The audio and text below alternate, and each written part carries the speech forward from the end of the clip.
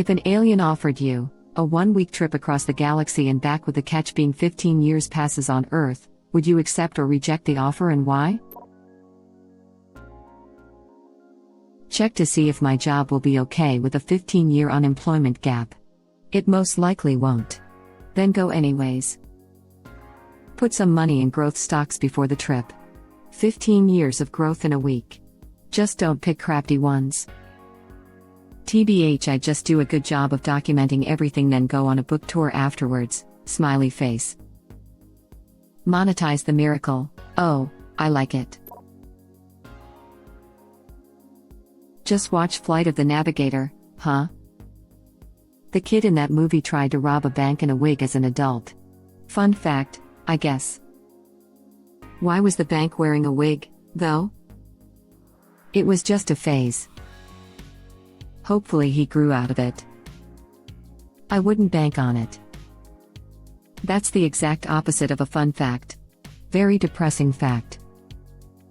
A fun fact.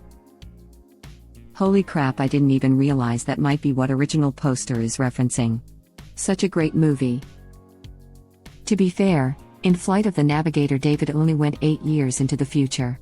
Plus, he didn't really get much of a personal experience out of it like seeing the galaxy, he just woke up in the future.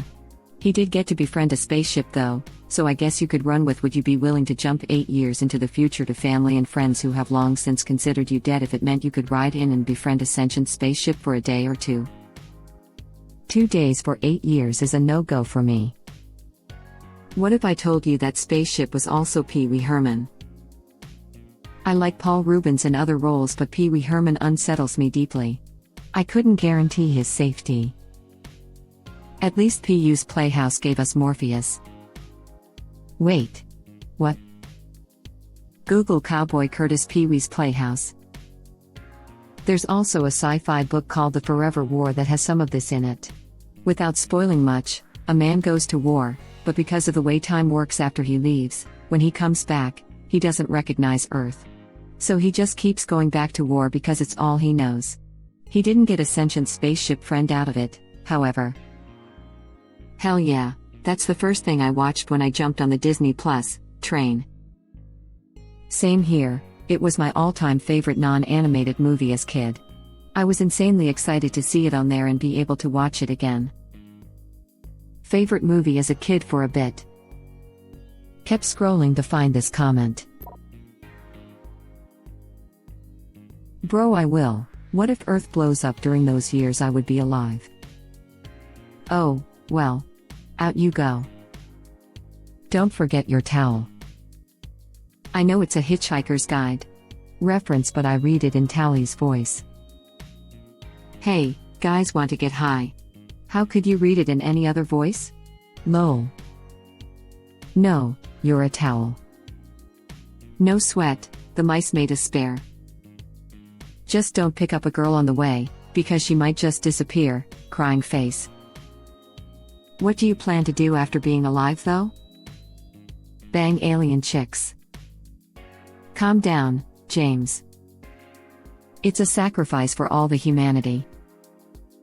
I have bad news for you. Web link. This post can't stop me because I can't read. Original poster replies. At the rate we're going, I'd hop on too. 15 years to see something no one else here has ever seen or will see in the near future? I'll take that.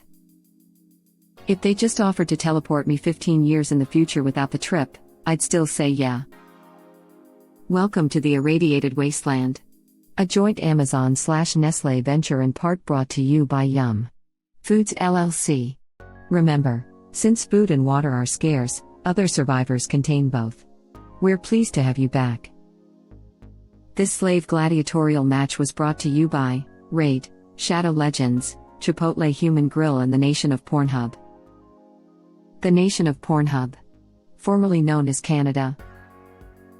As a Canadian, I approve. As a Canadian as well, I also approve this. Stepsisters in Canada, oh God OF. As an American, I approve of the Canadians' approval. Welcome to Costco. I love you. Fuddruckers. I enjoyed Chipotle Human Grill, but lost it entirely at the nation of Pornhub laughing my butt off. Just thinking how much my cryptocurrency would be worth would make me want to do it, the ultimate hodl.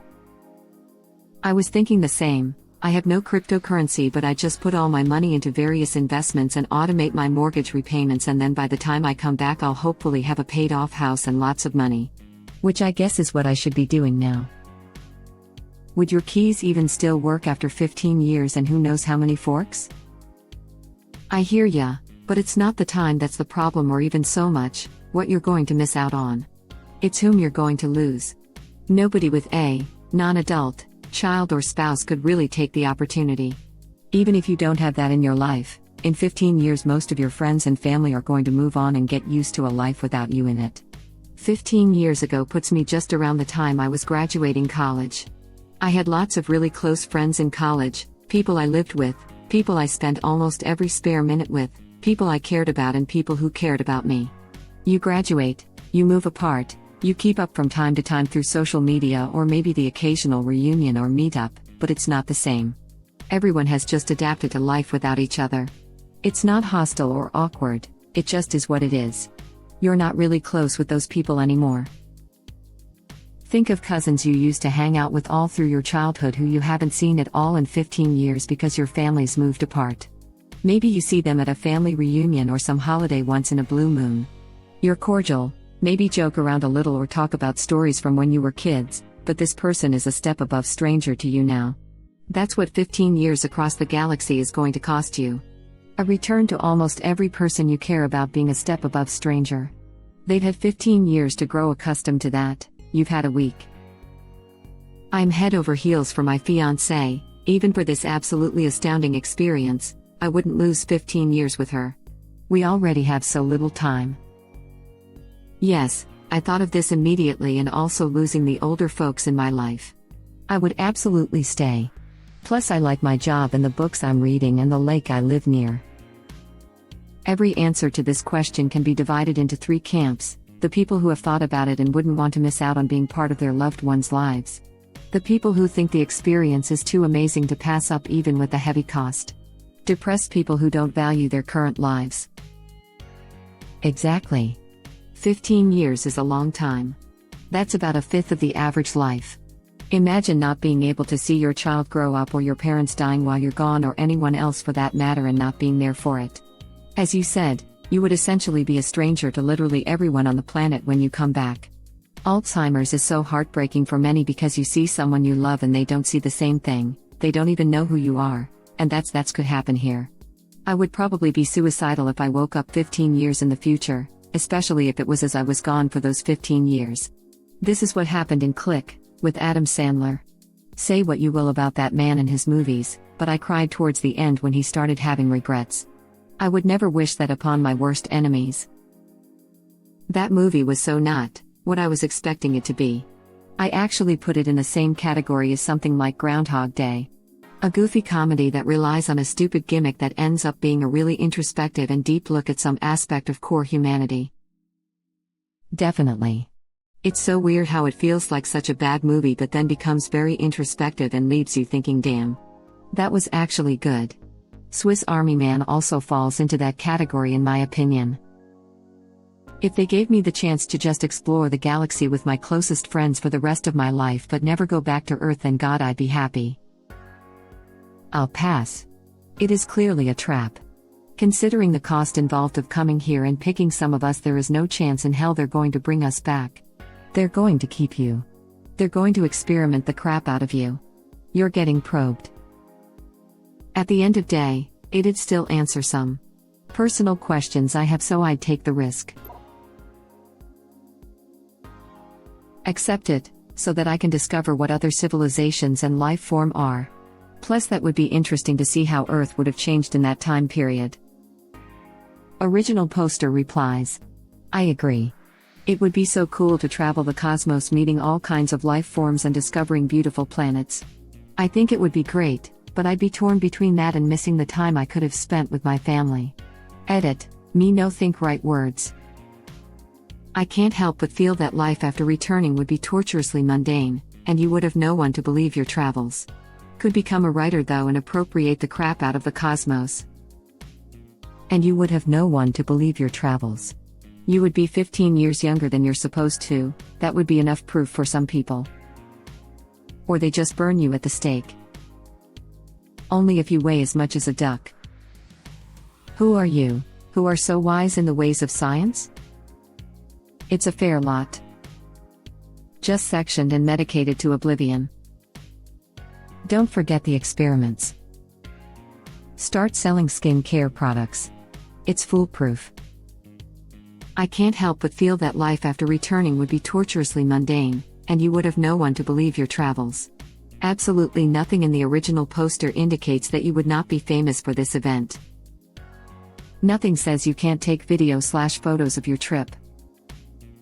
Until your phone dies one day into the trip because they don't have compatible chargers. Oh, you guys don't have USB-C yet. Here on the planet Omicron Persei 8 we use USB-C. Sigh. Men are from Omicron Persei 7, women are from Omicron Persei 9. Nothing says you can't arrange a complete farewell world tour appearing on every talk show in every country, meetings with scientists to learn how to best observe phenomena, gifts of luggage to carry space souvenirs back to Earth, and the prospect of returning to a planet unified in peace by the prospect of alien civilizations, where you will be the most famous human who ever lived, forever, so yeah, absolutely no reason not to go. Lol, humans would still fight regardless of aliens coming to Earth or being discovered. We'd also fight them too, and there would be anti-alien dumbasses similar to anti-vax people. If 15 years went by and you reappeared looking the same age you disappeared, then you could make a religion. Tell everyone you're obsessed with finding the fountain of life. Disappear for 15 years and return with no apparent aging. Profit.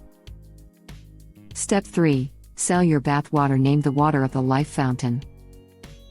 If you can do any preparation before you go, then this would be so insanely broken. Wonder what /r/outside thinks of this side quest. Reddit link. Steps on the spaceship in 2005. Things can't change that much in 15 years. Come back to find out a year after you left they started offering 5-year trips because people didn't want to be gone that long, smiley face. I'd really love to take that trip, but 15 years is way too much of my family's life to miss. So I have to pass. If I was single, I'd go in a heartbeat. I am approaching retirement age, my parents have passed, and our children are grown with their own lives and no intention of having their own children. My wife has stage 4 brain cancer. When she's gone, I'm going on some kind of a trip, that one might be nice. In your situation, I'd set sail with the aliens and be glad to do it. Worked in travel. A lot of retired men do Alaska when they finally can. If you do, know that there are options of smaller ships of 50 to 100 passengers that blow the big cruise companies out of the water. It's not a lot more, but the boats are nimble enough to get closer to glaciers and into coves where you can see grizzlies on land nearby. They'll also have kayaks and other small boats that launch to let passengers explore further. The cook on board cooks fresh fish the crew catches. There are options like this for Mediterranean and other destination, and more people should know about it. Wow, Alaska's my style, good advice. If that galactic thing doesn't come through, Alaska here, I come. Taking care of you is also taking care of her. You cannot pour from an empty cup, remember. Thanks for that, Cleo Mom, we're both holding our own, but if that flying saucer landed out front tonight, she would insist I get on it, maybe if just to get rid of me for a while. But this is life, and every day is a new day. So how about you, would you go? I know this is really just a silly AskReddit question and all, but I still want to say I'm so sorry about your wife. I know what it was like to have a mom with brain cancer, but can't imagine a spouse. Wishing you both the best and, maybe one day, a happy space flight. Thanks Artemis Auden, I appreciate your reply, and likewise about your mom. I didn't intend for my reply to be a downer for everybody, but for me it unexpectedly turned into an examination of my own thoughts about the time we have here and how we invest it, and what happens if a chunk of it disappears. I have a relative in prison who is living that right now. His preteen daughter will be a young adult when he gets out, And all without getting to see the galaxy, maybe time to send him a card. And maybe in the end we all get something like the ultimate trip across the universe anyway, maybe see you there, right? This. My children are 1 and 4. I'd have a hard time explaining things to them and my husband when I returned and they were 16 and 20 and he'd been a single parent. I assume my kids would forget me and then resent me upon my return for abandoning them. My daughter is 4 months old. I wouldn't trade her next 15 years for anything. This is my answer, too. I'd probably have done it 5 years ago. But now I've got a wife and a 4-month-old baby girl. I made my choices. So, I guess I'll have to wait till I'm 70 to be that intergalactic, intrepid traveler. If I could bring my wife, I'd go. I'd miss the rest of them and hate it if I lost anyone in that time frame, but I'd say my goodbyes assuming Elle wouldn't see them again and I'd be okay with a new age discrepancy for the rest when I came back. I don't think I could do that with my wife. It'd be unfair to make her wait, and even if she did we could never grow old together the way we want to. Edit. Unrelated to my response, what's the time experienced for me? Like obviously not 15 years, but I'm too lazy to do the math. Anyone smarter than me want to calculate the time dilation from traveling 100,000 light years in 15 years of Earth time? Edit 2. Actually figured it out, and this would require faster than light travel since you could only travel 15 light years in 15 years on Earth, so nothing to calculate without investing sci-fi physics. At an absolute minimum, if you went on a straight line to the edge of the Milky Way and turned around at the speed of light, and experienced nothing along the way, 100,000 years would pass on Earth. Hell, even going to the closest star to Earth, Alpha Centauri, would take 4.4 years each way at the speed of light. And given that, getting 100% to the speed of light is also impossible for anything with mass, it would be realistic for this to still be a 15-year round trip from Earth perspective. But you'd experience a maximum of 6-ish years yourself depending on the speed of the ship. This. I'm single, but I'm all my kids have. In 15 years, they'll only be 19 and 25. I wouldn't even know them anymore if I were gone all that time. Thank you for watching. Please subscribe to be the first to know about Red Rabbit Reader's new videos. If you like our videos, please like them on YouTube and share them with your friends. We welcome your comments below. Press to start another of our videos.